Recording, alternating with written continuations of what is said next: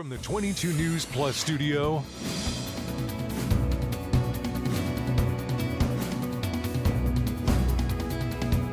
this is 22 News in Focus with Patrick Berry. Hello, everyone, and welcome to this edition of InFocus. I'm your host, Patrick Berry. We're here in the 22 News Plus studios. This is going to be a fun conversation because it's about the town of Amherst. I know very little about Amherst other than it has Massachusetts' flagship campus, the University of Massachusetts there. They've got the Drake. They've got a wonderful downtown. But I'm very happy today to be joined here in the studio by Paul Bockelman. He is the Amherst town manager. Paul, thank you very much for joining me. Thanks for having me. I'm excited to learn more about I was about to say wonderful small community of Amherst, but Amherst is like the sixth biggest town in Western Massachusetts. There's almost 40,000 people there. I had no idea. Yeah, it's the biggest town. Biggest little town? It is the biggest town in Hampshire County. Okay. It's a little misleading, though, because half of the population are students. As you may know, UMass, the flagship campus, is in Amherst, but also Amherst College and Hampshire College. So 3 of the 5 colleges are located in Amherst, which adjusts its population accordingly. So let's talk about the town. That is an interesting balance. I live in Westfield, so we have Westfield State University, but you have 3 major campuses in your town. How does that really affect the way you govern the town of Amherst? Sure, it really does. So I went to Hampshire College, full disclosure. So and so I fell in love with the town when I got there. And just always appreciated the town, the academic flavor, the kind of downtown that it had, the commitment to social justice and to sustainability. All those things really attracted me to the town. In terms of the town, about a third of our total property is not taxed because it's either in Hampshire County or Hampshire College or Amherst College or a university. So that puts a real strain on the remaining taxpayers. Another third is in open space or reserved for agricultural preservation or conservation areas. I didn't realize it really squishes the taxpayers.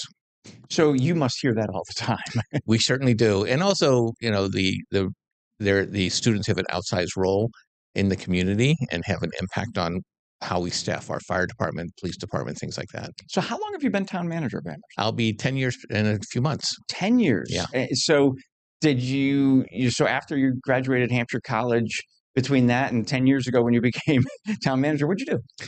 Oh, well, I first moved around a little bit and then settled in Eastern Massachusetts and worked for the city of Cambridge. A lot of college graduates do the same thing. My daughter's one of them. Yeah. And so and then wound up working for the Historical Commission for Cambridge and then recognized that that's not where I wanted to be. I went to graduate school and got a master's degree and then started working for the town of Manchester by the Sea on the North Shore. And then after a few years, about 13 years doing that, we had kids and town government's sort of a nocturnal activity. So I was out pretty much every night and my partner said, why did we have children if you're never around? So I went to the MMA and worked at the Mass Municipal Association. And I want to talk to you more about what the Mass Municipal Association is, but how long were you at MMA before coming to Amherst? So I was at MMA about 13 years as well. Oh, wow. And then came to Amherst almost 10 years ago. So is a town, I live in Westfield, it's a mayoral, and we vote for our mayor every 2 years. Is town manager, are you an elected role? Or are you an appointed role? Yeah, it's a really good question. So there are 2 forms of government that are available to cities. So Amherst is now a city, even though it's called the town of Amherst. It's officially called the city known as the town of Amherst. And there are other communities who are like that as well. So you either have in a city form of government, you have the town council or city council is your legislative body, and then the town manager or the mayor is the executive. So in between those, that's how things fall. Either the executive is either a appointed town manager or an elected mayor, and the town under the council manager form of government, which is the most prevalent form of government in America. Most communities have a council manager. They have an elected body, and then they hire a professional manager who has experience managing towns to run the day-to-day operations of the town. So, you've been doing it for a while, so you must enjoy it. Yes, I do. It's incredibly fun. So not being an elected official, it's interesting because whenever I have an elected official in here, in this day and age, I always ask them why. Why would you ever seek public office?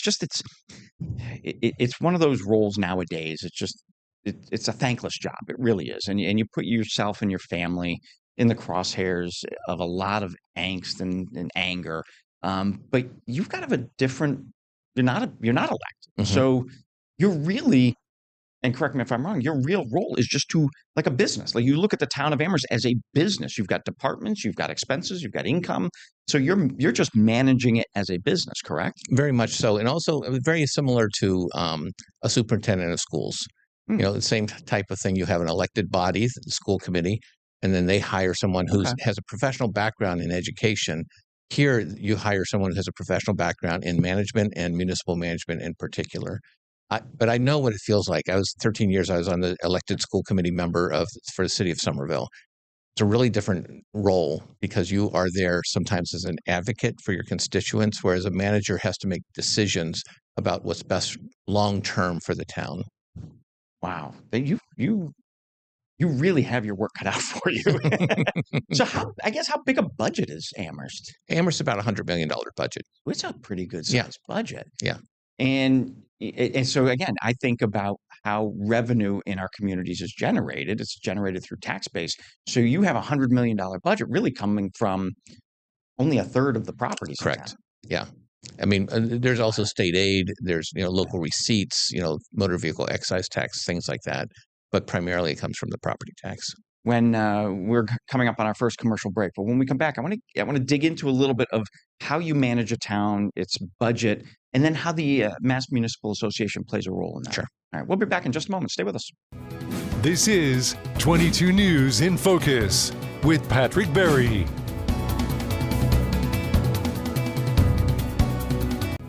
This is 22 News in Focus with Patrick Berry.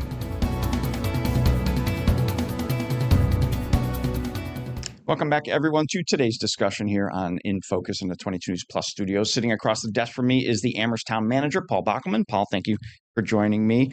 I'm familiar with a mayor-council form of government because I live in Westfield, and a lot of our major cities are same way. So I really haven't been exposed much to a town manager. So do you, as town manager, similar to a mayor, create the budget and then present it to the council? Is that still the same? Exactly the same. And there are others. I mean, city of Worcester has a city manager. City of Cambridge has a city Worcester has manager. a manager? They don't have a mayor? They have a mayor, but it's more the person who chairs the council meetings. Oh, okay. We have a president of the council that chairs the council meetings. So it's not an executive form of government. As the city of Lowell has a city manager, city of Chelsea has a city manager. So there's a lot of communities in Massachusetts who also have that are cities that have managers. So, but it's your role to create the budget for the community, present it. How difficult has it been over the last few years creating a budget that not only operates your community but is satisfactory to the residents? Mm-hmm.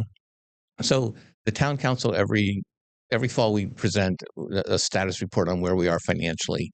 Then town council spends a couple months developing goals, and they have financial guidelines, and they say we don't want to go for an override. We want to have a priority on this or that. We want to add more firefighters or whatever it is.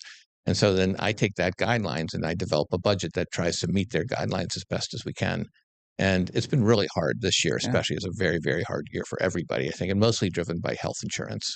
The one thing I always say to people when they get frustrated with taxes specifically, you hear it probably way more than I do, is we need to cut more taxes. We need to cut more taxes. My immediate response to that is, if you want to cut taxes, what services do you want cut? Mm-hmm.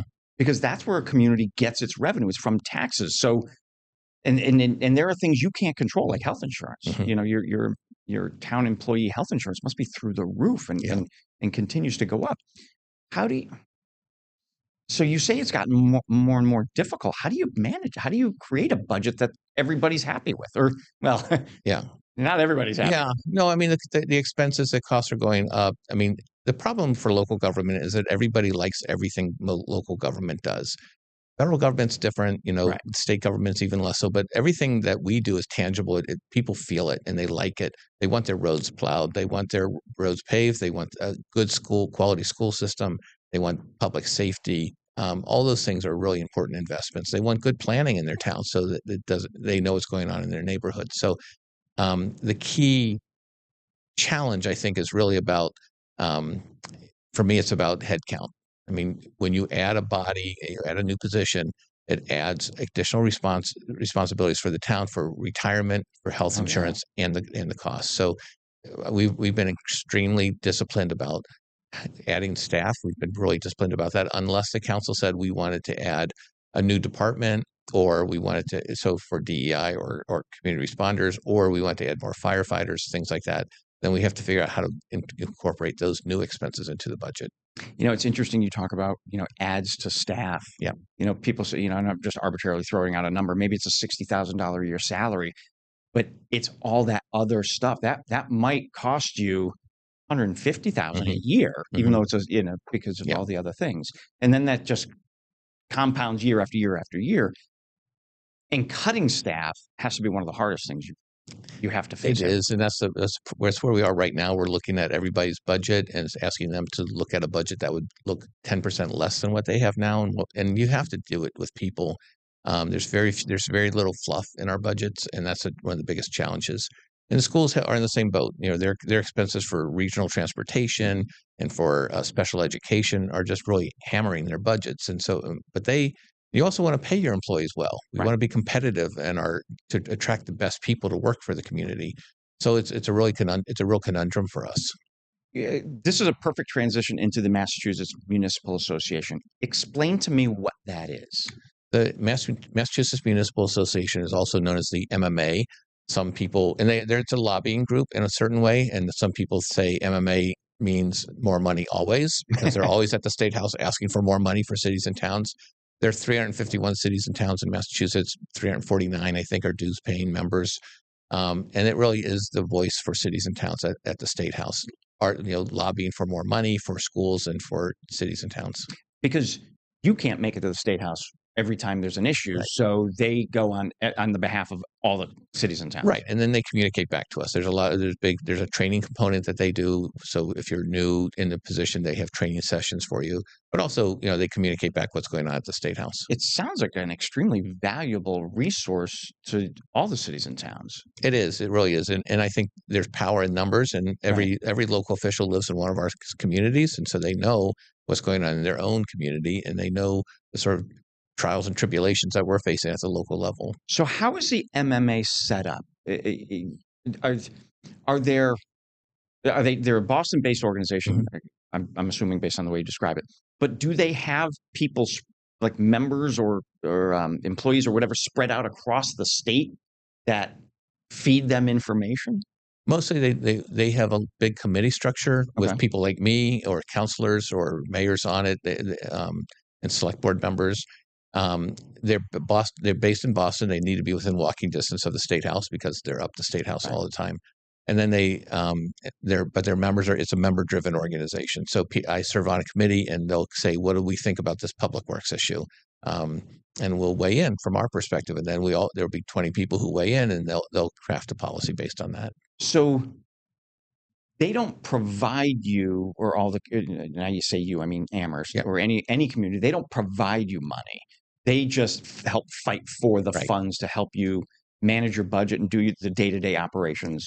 Right. So they're our group that we pay a dues to, and we say lobby at the State House to get more money and provide other services, help share information, best practices from other communities, things like that. So, and you mentioned you're on one of the committees, and you were a former employee of the employee. MMA. I was also on the board of directors at one point. Yeah. Okay. When you were part of the MMA, did you do a lot of traveling? Do they come out here, or do they really rely on their members from out here to give back information? Oh, they're on the road a lot. A lot of their trainings are spread out throughout the state. It's hard for people in our area to get to Boston. It's sort of not just hard; it's annoying to have to go there. A lot has gone online, but they do go throughout the state and do legislative breakfasts where they invite local legislators to meet with their local officials, and they do that 2 times a year. So I think they did one in Greenfield recently, and so they'll do a couple out here in Western Mass. Very good. We are up on our second commercial break. We've got plenty more to talk about with Paul Bockelman. He is the town manager of Amherst. So stay with us. We're back in just a few minutes. This is 22 News in Focus with Patrick Berry.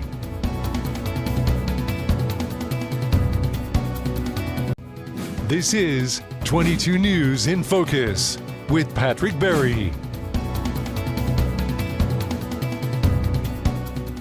Hello again, everyone, and welcome back to this edition of In Focus. We're here in the 22 News Plus studios. Sitting across the desk from me, from the town of Amherst, is their manager, Paul Bockelman. Paul, thank you again for joining me. I appreciate you giving me some of your time to talk about Amherst. The great things that are going on up there.